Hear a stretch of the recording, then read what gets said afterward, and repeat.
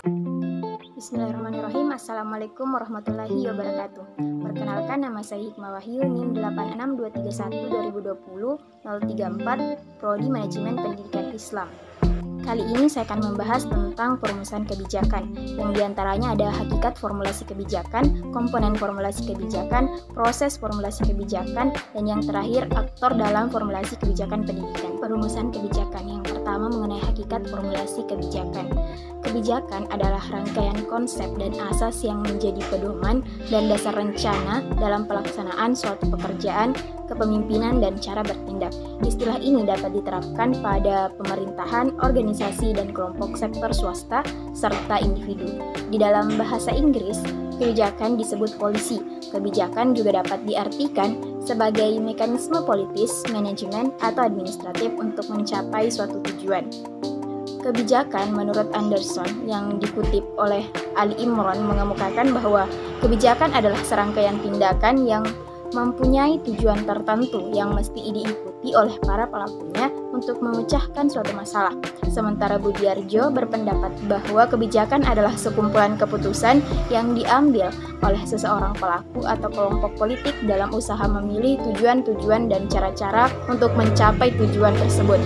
Berdasarkan uraian-uraian tersebut dapat disimpulkan bahwa formulasi kebijakan adalah cara memecahkan suatu masalah yang dibentuk dari beberapa aktor yang ada dari segala banyak alternatif pemecahan yang ada, maka dipilih alternatif kebijakan yang terbaik.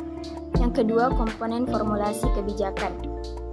Aspek-aspek yang tercakup dalam kebijakan pendidikan menurut H.A.R. Tilar dan Rian Nugroho dalam Arif Rohman adalah sebagai berikut. Yang pertama ada kebijakan pendidikan yang merupakan suatu keseluruhan mengenai hakikat manusia sebagai makhluk yang menjadi manusia dalam lingkungan kemanusiaan. Kebijakan pendidikan merupakan penjabaran dari visi dan misi dari pendidikan dalam masyarakat tertentu. Yang kedua, kebijakan pendidikan dilahirkan dari ilmu pendidikan sebagai ilmu praktis, yaitu kesatuan antara teori dan praktik pendidikan. Kebijakan pendidikan meliputi proses analisis kebijakan, perumusan kebijakan, pelaksanaan, dan evaluasi. Yang ketiga, kebijakan pendidikan haruslah mempunyai validitas dalam perkembangan pribadi serta masyarakat yang memiliki pendidikan itu. Bagi perkembangan individu, validitas kebijakan pendidikan tampak dalam sumbangannya bagi proses pemerdekaan individu dalam pengembangan pribadinya. Keempat, keterbukaan atau openness. Proses pendidikan sebagai proses pemanusiaan terjadi dalam interaksi sosial. Yang kelima, kebijakan pendidikan didukung oleh riset dan pengembangan. Suatu kebijakan pendidikan bukanlah suatu yang abstrak, tetapi yang dapat diimplementasikan. Suatu kebijakan pendidikan merupakan pilihan dari berbagai alternatif kebijakan, sehingga perlu dilihat output dari kebijakan tersebut dalam praktik. Yang keenam, analisis kebijakan. Sebagaimana pula dengan berbagai jenis kebijakan seperti kebijakan ekonomi, kebijakan pertahanan, nasional, dan semua jenis kebijakan dalam kebijakan publik memerlukan analisis kebijakan. Yang ketujuh ada kebijakan pendidikan. Pertama-tama ditunjukkan kepada kebutuhan peserta didik. Kebijakan pendidikan seharusnya diarahkan pada terbentuknya para intelektual organik yang menjadi agen-agen pembaharuan dalam masyarakat kebangsaannya. Kedelapan, kebijakan pendidikan diarahkan pada terbentuknya masyarakat demokratis. Peserta didik akan berdiri sendiri dan mengembangkan pribadinya sebagai pribadi yang kreatif, pendukung, dan pelaku dalam perubahan masyarakatnya. Kemudian yang kesembilan, kebijakan pendidikan berkaitan dengan penjabaran misi pendidikan dalam pencapaian tujuan-tujuan tertentu. Yang kesepuluh ada kebijakan pendidikan harus berdasarkan efisiensi. Yang kesebelas, kebijakan pendidikan bukan berdasarkan pada kekuasaan, tetapi kepada kebutuhan peserta didik. Yang ke-12, kebijakan pendidikan bukan berdasarkan intuisi atau kebijaksanaan yang irasional. Ke-13, kejelasan tujuan akan melahirkan kebijakan pendidikan yang tepat. Kebijakan pendidikan yang kurang jelas arahnya akan mengorbankan kepentingan peserta didik. Yang ketiga, proses formulasi kebijakan. Penetapan tujuan merupakan langkah utama dalam sebuah proses lingkaran pembuatan kebijakan. Penerapan tujuan juga merupakan kegiatan yang paling penting karena hanya tujuanlah yang dapat memberikan arah dan alasan kepada pilihan-pilihan publik. Proses perumusan kebijakan yang efektif memperhatikan keselarasan antara usulan kebijakan dengan agenda dan strategi besar atau grand game.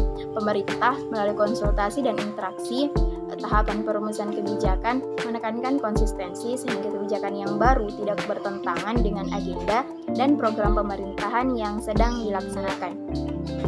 Kemudian menurut Islami dalam buku Prinsip-Prinsip Perumusan Kebijaksanaan Negara mengemukakan pendapatnya bahwa ada 4 langkah dalam proses pengambilan kebijakan publik, yaitu yang pertama perumusan masalah atau defining problem.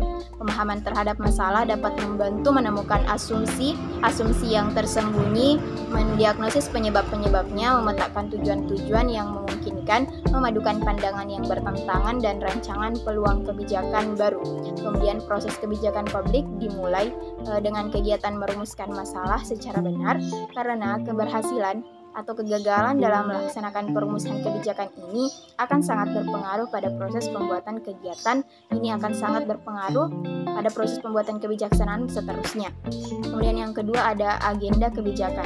Sekian banyak problema-problema umum yang muncul, hanya sedikit yang mendapat perhatian dari pembuat kebijakan publik.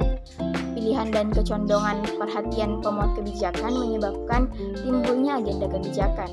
Sebelum masalah-masalah berkompetensi untuk masuk dalam agenda kebijakan, masalah tersebut akan berkompetisi dengan masalah yang lain yang pada akhirnya akan masuk dalam agenda kebijakan. Yang ketiga, pemilihan alternatif kebijakan. Untuk memecahkan masalah setelah masalah-masalah publik didefinisikan dengan baik dan para perumus kebijakan sepakat untuk memasukkan masalah tersebut ke dalam agenda kebijakan, maka langkah selanjutnya adalah membuat pemecahan masalah. Dalam tahap ini, para perumus kebijakan akan berhadapan dengan alternatif pilihan kebijakan untuk memecahkan masalah tersebut. Yang keempat, tahap penetapan kebijakan. Setelah salah satu dari sekian alternatif kebijakan diputuskan untuk diambil sebagai cara memecahkan masalah kebijakan, maka tahap paling akhir dalam pembuat kebijakan adalah penetapan kebijakan sehingga mempunyai kekuatan hukum yang mengikat. Proses pembuatan kebijakan tidak dapat dipisahkan dengan proses penetapan atau pengesahan kebijakan. Dalam proses kebijakan pendidikan, implementasi kebijakan adalah sesuatu yang penting, bahkan jauh lebih penting daripada pembuatan kebijakan. Implementasi kebijakan merupakan jembatan yang menghubungkan formulasi kebijakan dengan hasil atau outcome kebijakan yang diharapkan. Menurut Anderson dalam bukunya Abdul Wahab, ada 4 aspek yang perlu dikaji dalam implementasi kebijakan. Yang pertama yaitu siapa yang mengimplementasikan. Kemudian yang kedua, hakikat dari proses administrasi. Ketiga, kepatuhan. Keempat, dampak dari pelaksanaan kebijakan. Yang terakhir adalah aktor dalam formulasi pendidikan. Orang-orang yang terlibat dalam perumusan kebijakan pendidikan negara disebut sebagai aktor perumusan kebijakan pendidikan. Sebutan lain dari aktor ini adalah partisipan, peserta atau perumusan kebijakan pendidikan. Oleh karena itu, kebijakan pendidikan mempunyai tingkatan-tingkatan, nasional, umum, khusus, dan teknis. Maka para aktor perumusan kebijakan di setiap tingkatan tersebut berbeda. Aktor tersebut yakni legislatif, eksekutif, administratif, partai, politik, interest group, organisasi massa, perguruan tinggi, dan tokoh perorangan. Mungkin itu saja materi yang sempat saya sampaikan. Sekian, wassalamualaikum warahmatullahi wabarakatuh.